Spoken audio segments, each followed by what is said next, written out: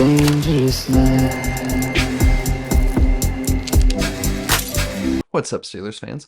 On the inaugural flight for the Dangerous Knights crew jersey, the Steelers win a 44-38 thriller over the Bengals on the road. Russell Wilson, my guy, 29 for 38 for 414 yards, 3 touchdowns, 1 interception, rating of 126.4. Outdueled the highly touted Joe Burrow in his own house. Wilson's counterpart in leadership on the defensive unit, TJ Watt, had a big bounce back performance from his lackluster game in the snow against Cleveland last Thursday. 2 sacks, 3 tackles for loss today. Had that big forced fumble. It was even better to see the young guy getting it done. Nick Herbig, the strip sack, and Peyton Wilson, the run back, creating 7 points directly for the Steelers without having to go through Russell Wilson's arm.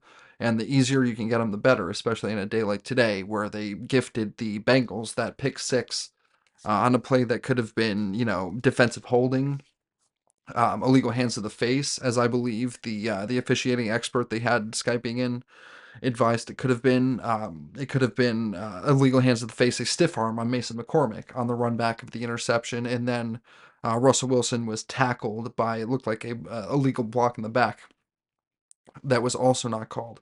So that play could have been stopped before it even got started. It could have been stopped a number of times during the run back, but it was allowed to play all the way through to the end. The Steelers offense really had timely scores today. They put together scores when they really needed them. Their first touchdown, the pick and screen touchdown, was a play after Najee came up lame after contributing so heavy to that opening drive. But the play after that, when you lose a heavy portion of your running attack and you have to replace that, what do you do if you don't have a running attack? You supplant the running attack, a de facto running attack, with quick slants, getting the ball out in the edges, screens and swing passes, that kind of stuff. So, one play after losing Najee Harris in the run game, they get a big contribution in the pseudo run game with that screen touchdown from George Pickens. And that's a guy that, often makes me very nervous when he's operating with the ball in his hands, but it all worked out for the best today, for the most part. It was after the whistle that the concern came in with George. The Calvin Austin touchdown, in addition to being eerily similar to the play that he scored on last Thursday against the Browns, came the play after Chris Jenkins came out of the game, and he was replaced with, they noted on the broadcast, can't think of his name off the top of my head, but Jenkins, being the better pass rusher there, was replaced by a guy who was more of a run stuffer, a run plugger kind of guy. So that was the time to take a shot over the top, and they converted in that weighty situation. And then the third touchdown, the Najee touchdown, came a play after an unnecessary roughness penalty, gave them a free set of downs inside the 10. So you always have to capitalize on those kind of situations.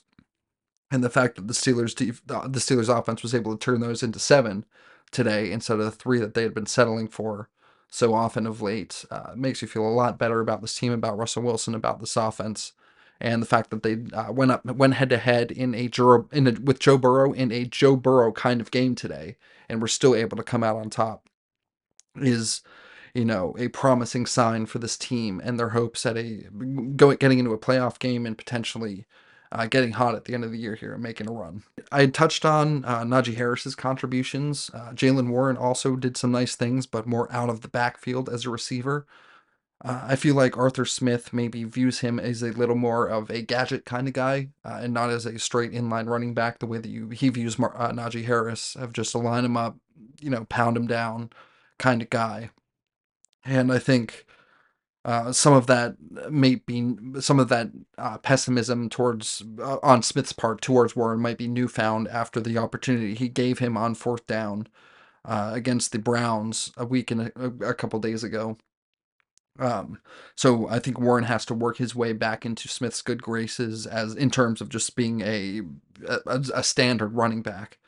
He's still got good use and good efficiency out of him as getting him out on the edges, out in space, which is where he does most of his damage anyway. There might have been a bit of a makeup call towards the end of the first half with the Bengals offensive line.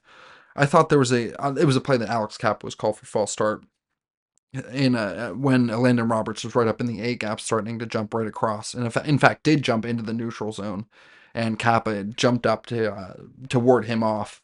I thought I saw a little bit of movement from the center's helmet before that enticed Landon Roberts to try to come over the line, which enticed Kappa in turn to react to him.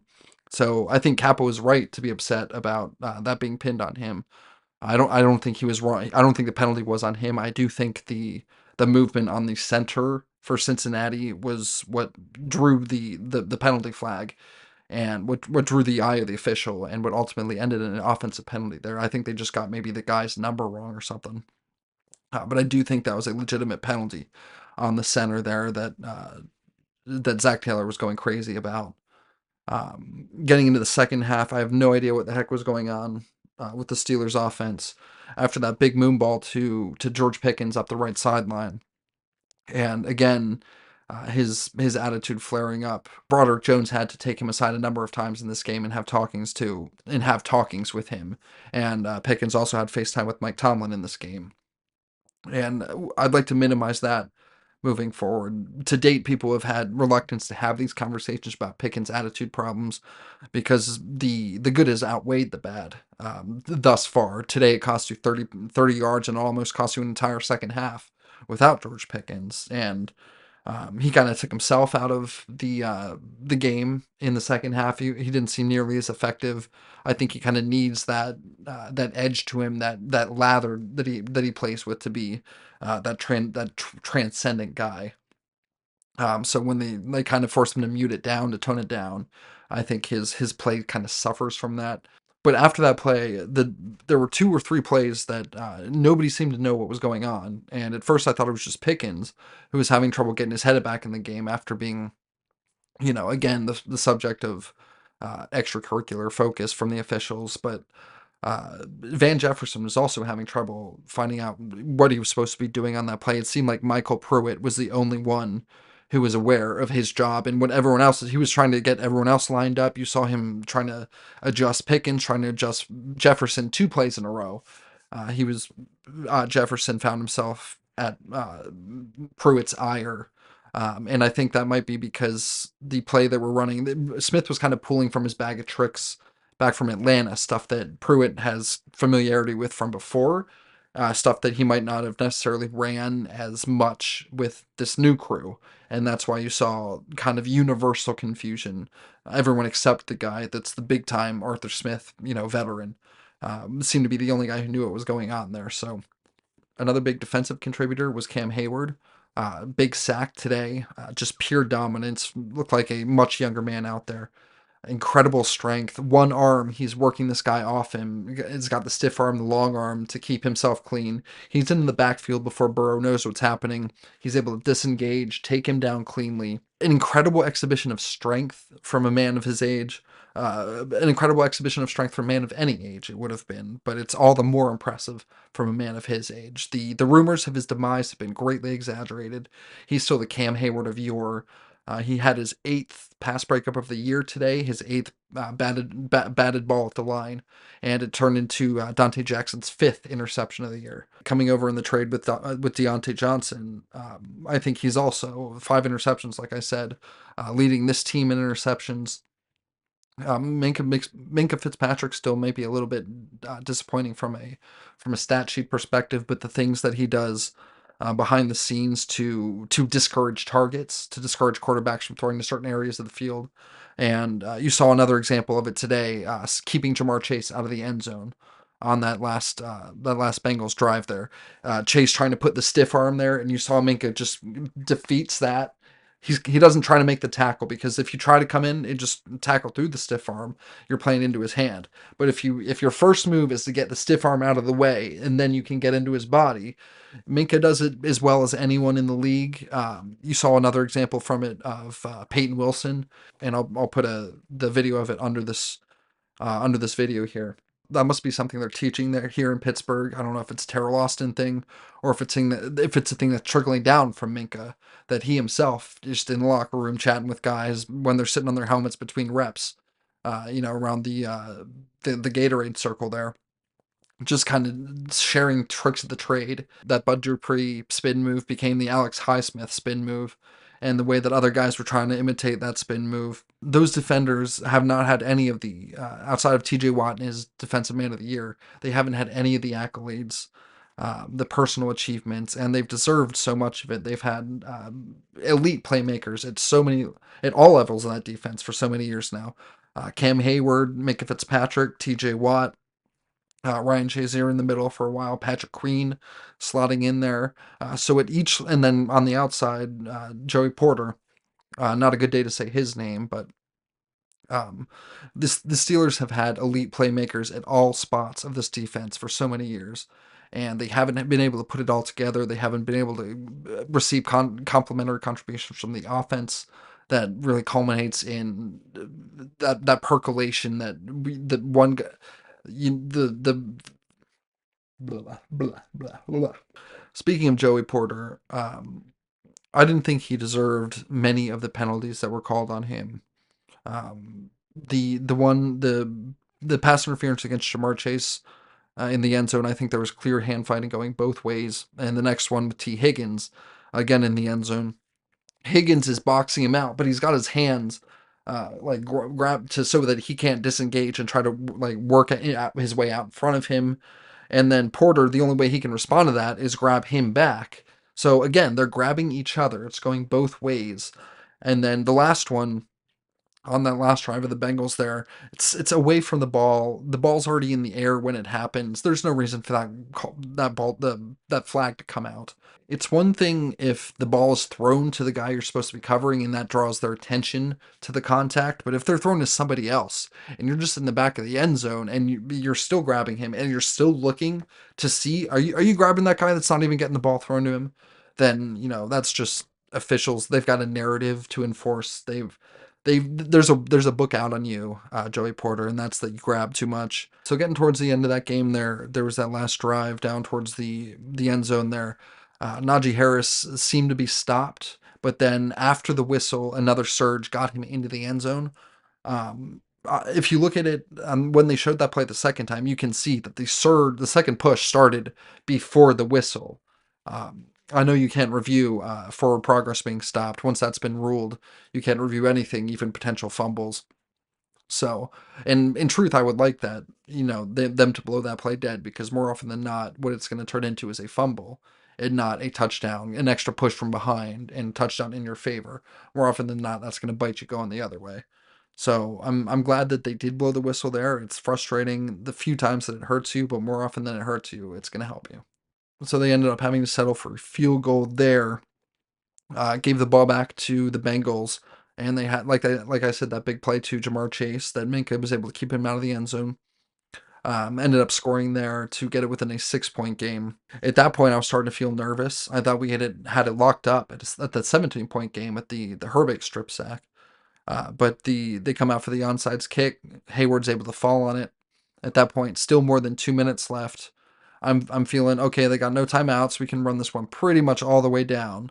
But then they had the 2-minute warning, and then they had the second down play. The holding was called, so that stopped the clock again. Suddenly we're in third down. It's like a minute and a half left, a minute 50 left on the clock, and we need Justin Fields to get around the edge. And if he doesn't on that play, I don't want to even think of how this one could have turned out. But thankfully, the Justin Fields package came in and did just enough today. I think that it was kind of getting in the way of Wilson able to establish a rhythm for himself, letting him get that continuity with the offense.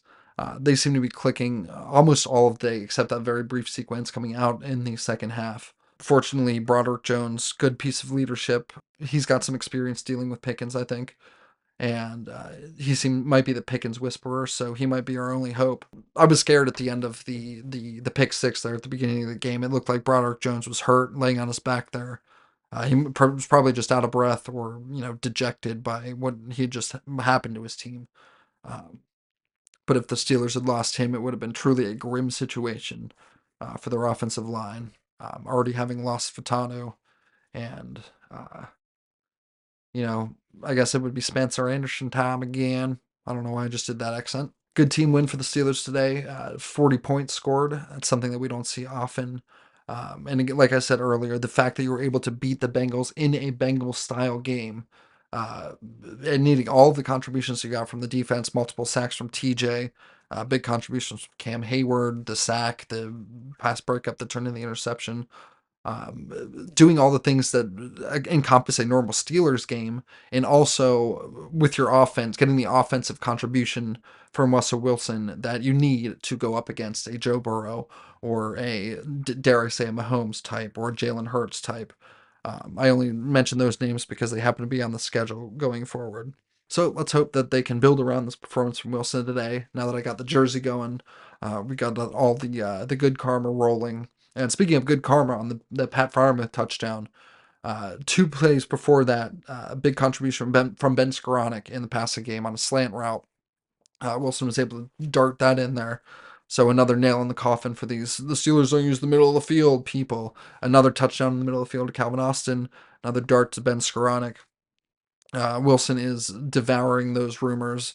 And the first person to Skoranek after that completion to congratulate him was Pat Freiermuth.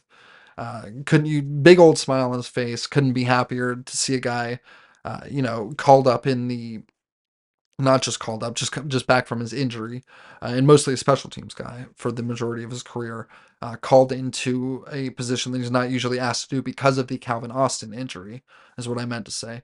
Um, and Pat Freiermuth with a big old dap for him, big old smile on his face. 2 plays later, karma rewards Pat for having his teammates back with that nice touchdown. And my favorite part of that play was Russ Wilson at the beginning of it with some mobility, some backyard quarterback action. I don't want to say the B word, but he reminded me of a certain quarterback from the past that used to wear certain 2 colors. Kudos to Russell Wilson. Let's hope that the defense can continue to keep pumping out the splash plays, because there are definite cracks there that were exposed earlier by Chase Brown early in this game. Once the Bengals were kind of forced off of that trajectory that could have just ran us into the ground if we had not been able to show up and play ball their style with Russell Wilson dueling Burrow head to head. They could have just ran us into the ground with that run game, but being able to dictate the pace in their house isn't an easy task, and the Steelers were able to pull that off today with contributions from both sides of the ball. So we'll meet back here next week, and next week we'll be talking about the Cleveland Browns again. Play the Browns twice in 3 weeks. Can't wait.